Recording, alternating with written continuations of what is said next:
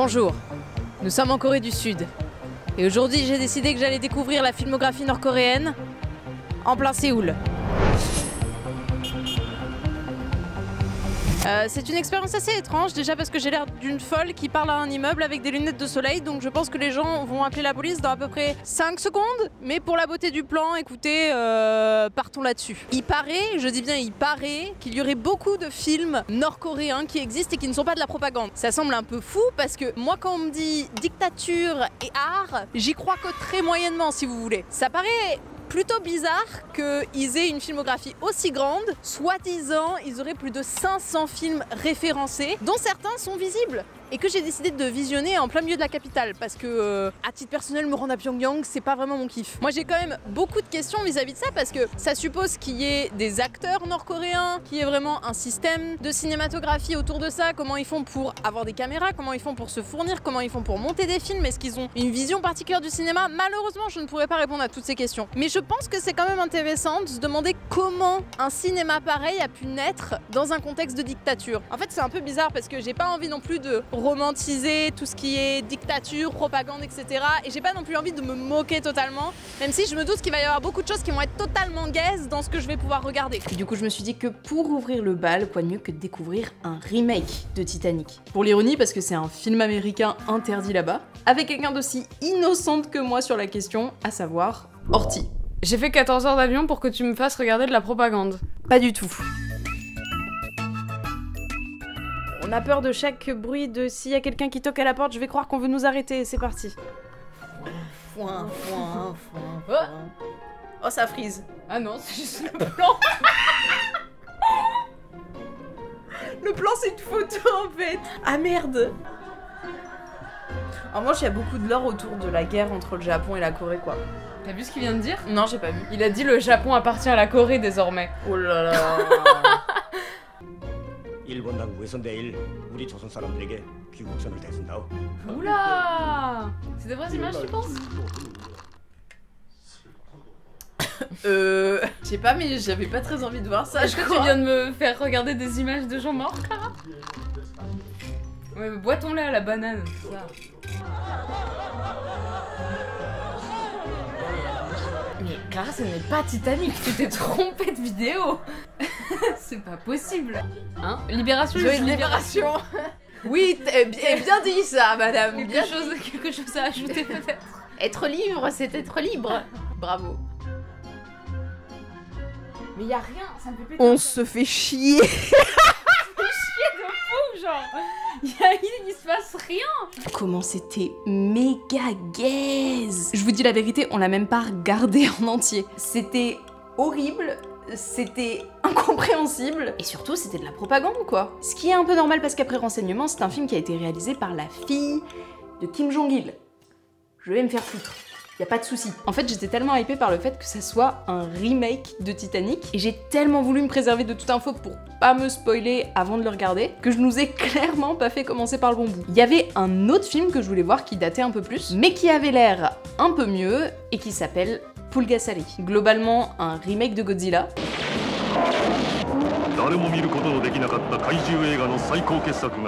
Réalisé non pas par un membre de la famille du dictateur, mais par Shin Sang-ok, un réalisateur sud-coréen. Alors vous allez me dire, qu'est-ce qu'un sud-coréen fout là? Et c'est justement à partir de maintenant que ça devient intéressant.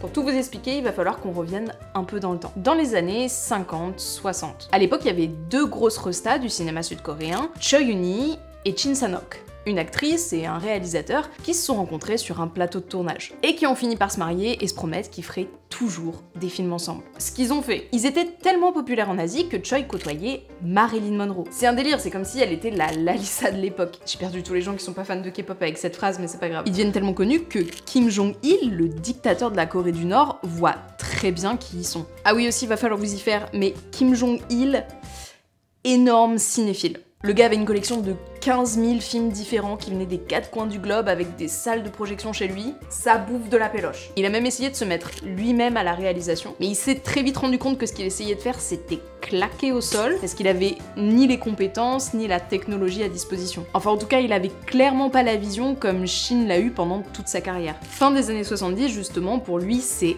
un peu la galère. Il a une société de prod qui est pas en très bon point, parce qu'il a clairement plus le budget de ses ambitions. Il avait tellement plus rien dans les caisses que parfois il avait pas les moyens de payer l'imprimeur des affiches de ses films, et il se fait littéralement casser les genoux par ses investisseurs parce qu'il fait plus assez d'entrées dans les salles. D'après ses enfants, c'était même pas tant rare de voir des investisseurs débarquer devant chez eux pour leur demander des comptes. C'est arrivé jusqu'au point où, en 1974, le gouvernement sud-coréen, qui, petite parenthèse, n'était pas une démocratie mais un régime hyper répressif, a saisi sa production. Il était même plus autorisé à faire des films dans le pays. Choi, à ce moment-là, elle est vraiment au bout du rules, d'autant plus qu'entre-temps, il s'est tapé une actrice avec qui il a fait 2 gosses.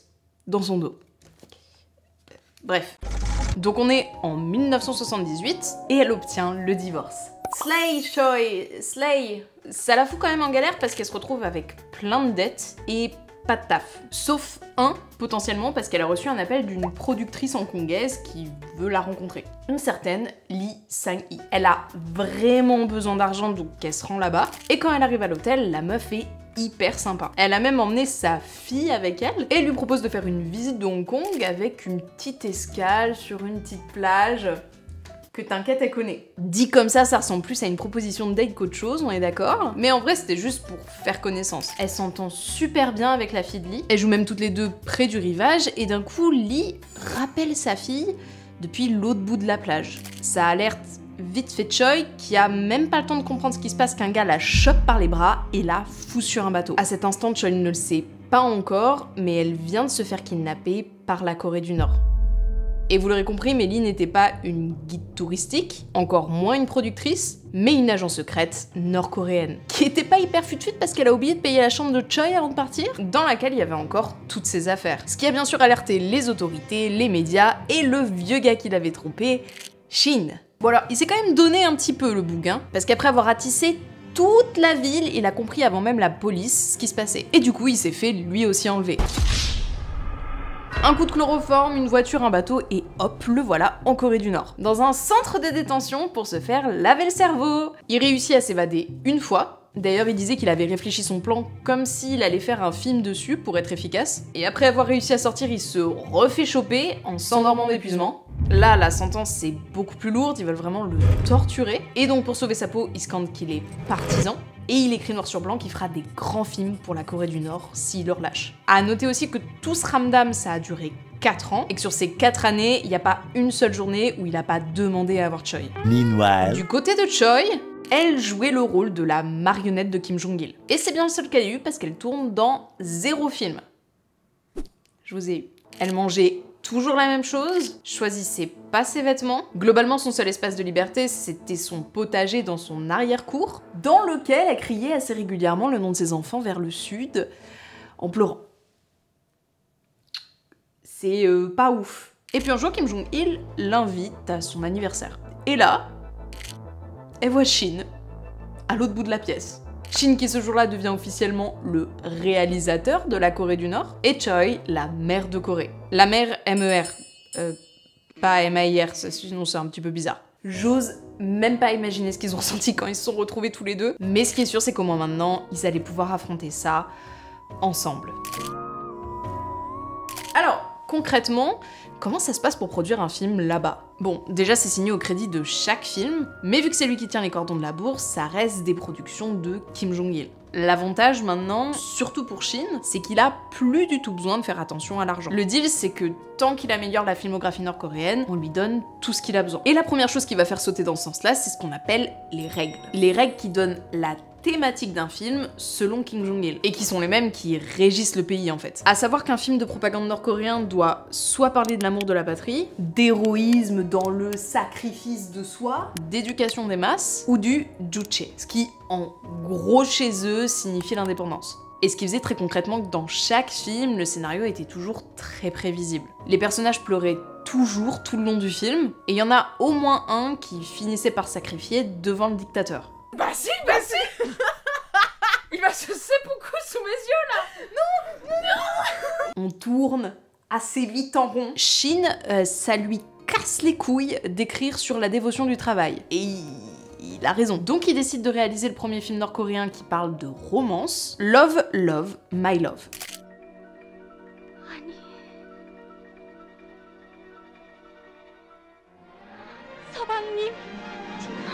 Je pense qu'on pourra difficilement faire plus clair sur le titre du film. Alors on va pas se mentir, il reste encore des empreintes des règles dont je vous parlais tout à l'heure, mais déjà c'est plus le sujet principal, et les histoires sont cohérentes.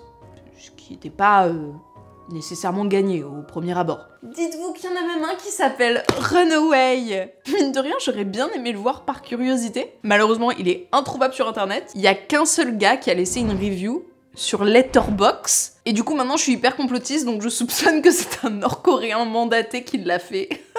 Ce qui est dommage parce que d'après Shin, c'est un de ses meilleurs films. Notamment parce que dans une séquence, il voulait dérailler et exploser un train. Et pour rire, il l'a proposé à Kim Jong-il, qui lui en a vraiment donné un. C'est un truc qui revient assez souvent dans toute cette période où il a réalisé pour la dictature, et qui continuera même après, c'est qu'il y a souvent une explosion à un moment ou à un autre, histoire de montrer la force de la Corée du Nord.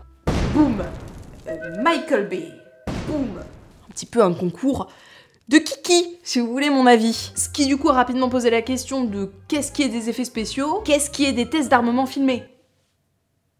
On ne sait pas. Et premier degré, j'ai trouvé aucune réponse dans aucun bouquin que j'ai lu à ce sujet. Je pense que ça devait être genre tellement opaque que eux-mêmes sur place avaient peut-être pas envie de savoir d'où ça venait. J'ai trouvé zéro info aussi sur comment les gens étaient recrutés. Est-ce que c'était sous la contrainte, sur casting à Pyongyang? Je sais absolument pas. Vous m'excuserez, je cherche littéralement des infos sur un pays qui donne pas, peu ou des infos erronées. C'est un super concept de vidéo. Bienvenue sur ma chaîne, n'hésitez pas à vous abonner.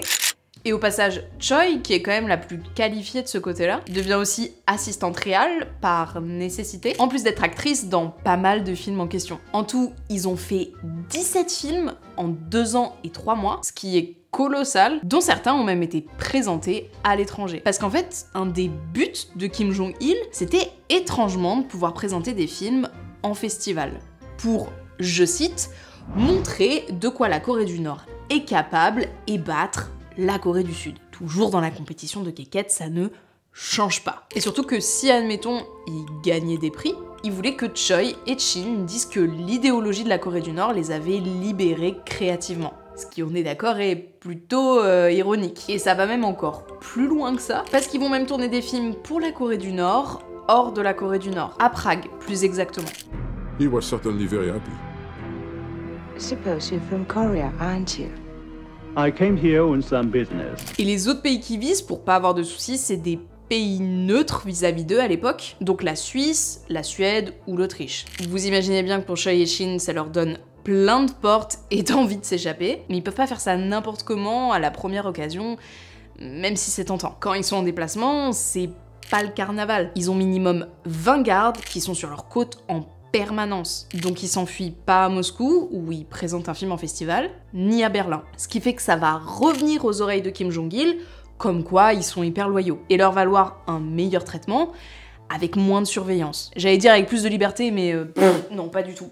Vraiment pas du tout. Ce qui leur permet de repartir plus facilement à Vienne en 1986. Parce qu'ils étaient censés rencontrer un producteur de là-bas qui voulait leur faire signer une coproduction. Ils se voient donc dans un hôtel, et les gardes sont à l'opposé de la chambre où ils sont. Leur porte est entrouverte, mais ils jouent au poker, ils fument, ils sont pas hyper attentifs. Donc Shin et Choi en profitent pour s'échapper de l'hôtel. C'est hyper risqué, mais c'est maintenant ou jamais. Ils foncent dans un taxi, et derrière, il y a une voiture blanche qui les suit. Clairement, ils les avaient rattrapés, mais avec les voitures qui s'interposaient dans la circulation, ça leur a laissé le temps de les semer. En tout cas, juste assez pour qu'ils courent pour leur vie dans l'allée de l'ambassade américaine et qu'ils s'y réfugient. Plus tard, ils obtiendront l'asile politique, et quelque chose qui va beaucoup intéresser les Américains, c'est les enregistrements que possède Choi.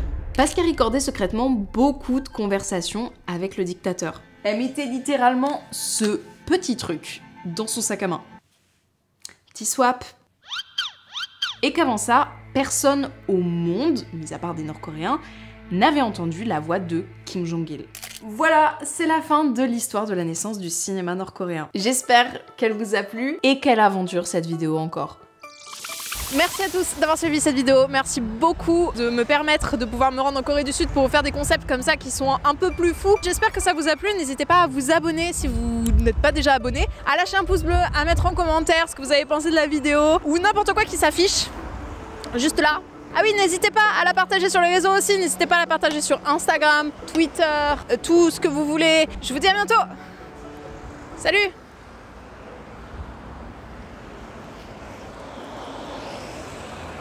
Merde, c'est le feu rouge.